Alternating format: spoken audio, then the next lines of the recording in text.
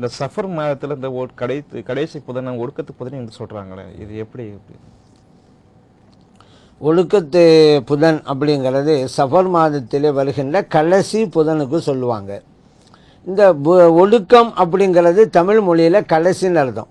இப்போ கடைசி புதன் அப்படிங்கிறது தான் ஒழுக்கத்து புதன். ஏன் ஒழுக்கம் என்றாலே கடைசி, அதனால தான் இந்த கியாமத்தினால ஒழுக்கத்து நாள் அப்படின்னு சொல்லுவாங்க. அதன் அடிப்படையில் பார்க்கும் பொழுது இந்த ஒழுக்கத்து புதனில் சில ஊர்லாம் இந்த துவாக்கள் ஓதுவாங்க, துவாக்கள் எழுதி கரைச்சி குடிப்பாங்க. இந்த மாதிரி செய்யலாமான்னா தாராளமாக செய்யலாம். ஏன்னா குர்ஆனுடைய வசனம் ஷிஃபா கொடுக்குது. அல்லாஹு தஆலா குர்ஆன் சொல்லி காட்டும் போது ஒன் நுனஸ்ஸிலு மினல் குர்ஆனி மா ஹுவ ஷிஃபாஉன், இந்த குர்ஆனை நாம் இறக்கி வைத்தோம், அதில் ஷிஃபா இருக்கிறது என்று அல்லாஹ் குர்ஆனில் சொல்கிறான். ஏன் அந்த எல்லா நாளும் அப்படி செய்யலாம். இப்போ இன்னைக்கு கூட குர்ஆனுடைய வசனத்தை வச்சு நம்ம ஷிஃபாவை தேடி கொள்ளலாம். மார்க்கத்தில் ஆகுமானது தான், அதில் பிரச்சனை கிடையாது. ஏன் அன்றைக்கு குறிப்பாக செய்கிறோம் என்றால் அதற்கும் காரணம் இருக்கிறது. நபி நாம் ஸல்லல்லாஹு அலைஹி வஸல்லம் சொல்கிறாங்க, இந்த தொழுநோய் இருக்கிறது அல்லவா, அதாவது குஷ்டநோயின்னு சொல்லுவாங்க. குஷ்டநோயின்னு சொன்னால் வெண்குஷ்டம் கருங்குஷ்டம் ரெண்டு வகையாக இருக்கிறது. இதில் எந்த குஷ்டநோய் ஏற்பட்டாலும் அந்த நோயினுடைய துவக்கம் ஆரம்பம் புதன்கிழமையாகத்தான் இருக்கும். ஒன்று புதன்கிழமையில பகலில் இந்த நோய் தொடங்கும், அல்லது புதன்கிழமை இரவில் இந்த நோய் தொடங்கும் என்று நபி நாம் ஸல்லல்லாஹு அலைஹி வஸல்லம் அவங்க சொன்னாங்க. இந்த ஹதீஸ் இப்னு மாஜாவில் பதிவு செய்யப்பட்டிருக்கு. பாருங்க, நோயிலெல்லாம் மிக மோசமான நோய் என்ன? அந்த குஷ்ட நோய் தான், தொழு நோய் தான். அதனுடைய ஆரம்பம் புதன்கிழமையாக தான் இருக்குன்ட்டாங்க. அதனால இந்த புதன்கிழமை அன்னைக்கு நம்ம குர்ஆனுடைய வசனங்கள் இதுக்கள் எல்லாம் ஓதுறது, அதுகளை குடிக்கிறது, இதுவெல்லாம் ரொம்ப நல்லது. இந்த நோய்கள் நீங்காமல் நம்ம தடுத்து கொள்கிறோம். அதே போல இன்னொரு விஷயம் நமக்கு தெரியுமில்ல, அய்யூப் அலைஹிஸ்ஸலாம் அவர்கள் நோய்வாய்ப்பட்டு மிகவும் சிரமத்துக்குள்ளானார்கள். எல்லாருக்கும் தெரிஞ்சதுதான். நபிமார்கள்லேயே அதிகமான நோய்க்கு உள்ளாகி கஷ்டப்பட்டவங்க அய்யூப் அலைஹிஸ்ஸலாம் அவர்கள். அந்த அய்யூப் அலைஹிஸ்ஸலாம் அவர்களுக்கு உண்டான நோய் தொடங்கியது புதன்கிழமை தான் என்று நபி நாம் ஸல்லல்லாஹு அலைஹி வஸல்லம் சொல்றாங்க. இந்த ஹதீஸும் இப்னு மாஜால தான் பதிவு செய்யப்பட்டிருக்கு.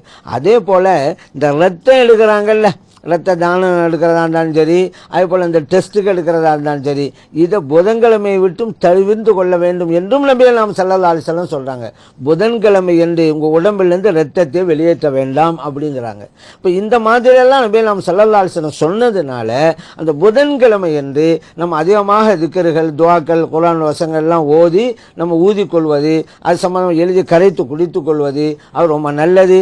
அதே போல் ஏன் அந்தன்னைக்கு செய்கிறோம் அப்படிங்கிற ஒரு கேள்வி வருதுல. எல்லா புதனும் செய்யும் பொழுது ஏன் சபர் மாத கடைசி செய்கிறோம்? அந்த அன்னைக்கு செய்வது இன்னும் ஏற்றமானதுனால தான். அதனால இப்படி வழங்கிறேன்னு புதன்கிழமை தான் இப்போ ஓதணும் ஷிஃபா உட்காண்டு அப்படிங்கிறது இல்லை, எல்லா நாட்களும் ஓதலாம்.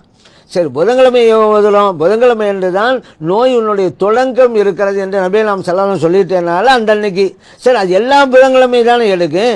ஏன் சபர் மாதத்துடைய கடைசி புதன் அன்னைக்கு இதை குறிப்பாக செய்கிறோன்னு கேட்டால் அதுக்கும் காரணம் இருக்கிறது.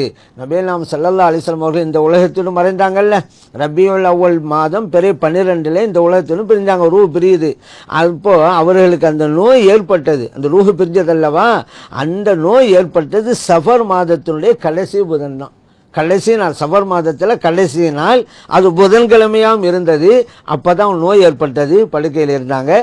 அதே படுக்கையில் இருந்து தான் ரபியுல் அவ்வல் பிறை அடுத்த மாதம் 12 இந்த உலகத்தில் நீங்கினாங்க. அதனால தான் சஃபர் மாதத்துடைய கடைசி புதனுக்கு ஒரு முக்கியத்துவம் கொடுத்து இந்த திக்ருகள் துஆக்களை எல்லாம் ஓதி நம்ம ஊதிக்கொள்கிறோம், அவைகளை எழுதி கரைத்து குடித்து கொள்கிறோம். அதனால் எல்லா புதன்களுமே செய்யலாம்.